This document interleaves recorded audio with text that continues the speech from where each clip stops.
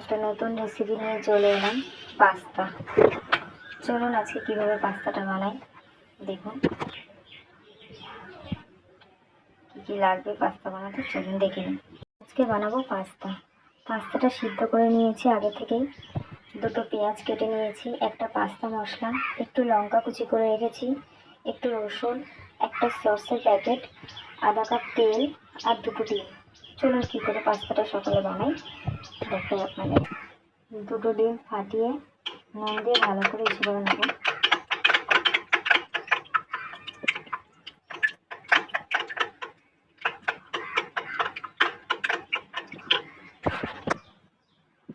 ডিমটাকে ভুজিয়া করার জন্য তুলে দিয়ে দিলাম। ভুজিয়াটা করলে তারপর আসছে। ভুজিয়াটা হয়ে গেছে, এবার তুলে নেবো ডিমের ভুজিয়াটা। কড়াইতে তেল দিয়ে দেবো।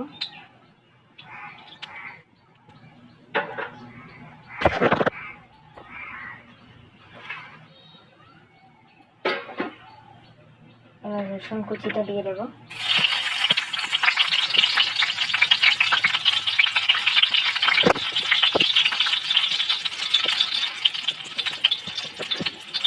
তারপর পেঁয়াজ কুচিটা দেবো।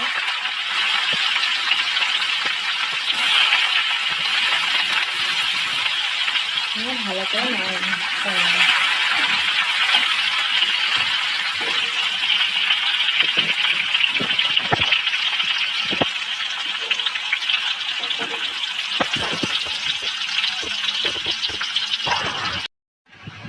এবার লঙ্কা কুচিটা দিয়ে দেবো।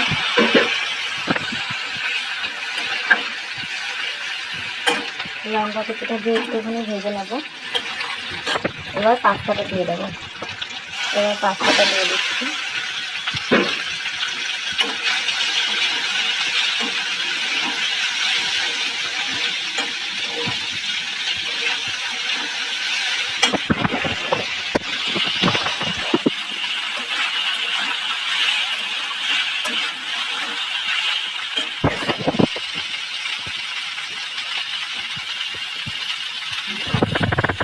যে ডিম ভুজিয়াটা করে রেখেছিলাম ওটাও দিয়ে দেবো।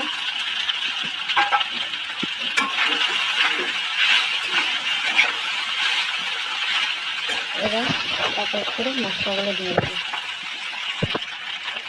প্রথমে দেবো 1 চামচ মতন নুন, তারপরে পাস্তা মশলাটা,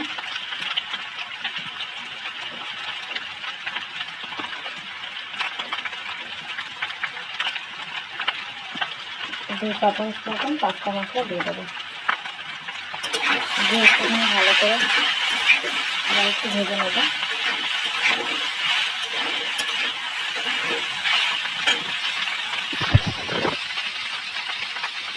এরপরে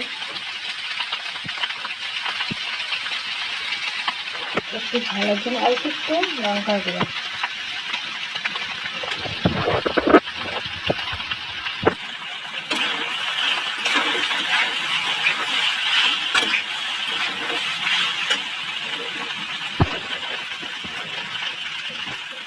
এবার সসটা দেবো। সসটা প্রায় 4 চামচ মতন দেবো। আপনারা মতন দেবেন। আমার অল্প সসটা ওই জন্য আমি 4 চামচ মতন দিলাম।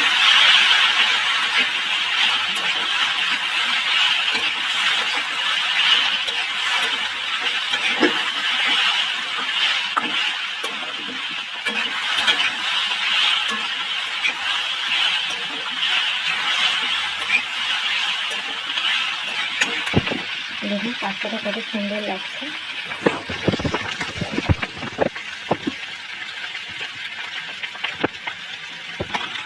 পাস্তাটা হয়ে গেছে, একটু ধনেপাতা দেবো। ধনেপাতা দিলে ফ্লেভারটা খুব সুন্দর হয়। চলুন পাস্তাটা আবার নামিয়ে নিই। দেখুন কতটা সুন্দর লাগছে। পাস্তাটা নামিয়ে নিই। দেখুন পাস্তাটা নামিয়ে নিয়েছি, কতটা সুন্দর লাগছে আর খুব টেস্টি হয় এইভাবে পাস্তা বানালে। বেশি কিছু লাগে না, পেঁয়াজ, লঙ্কা, রসুন আর ডিম আর একটু ধনেপাতা আর পাস্তা মশলা, এছাড়া বেশি কিছু লাগে না। আপনারা সবজি দিয়েও করতে পারেন।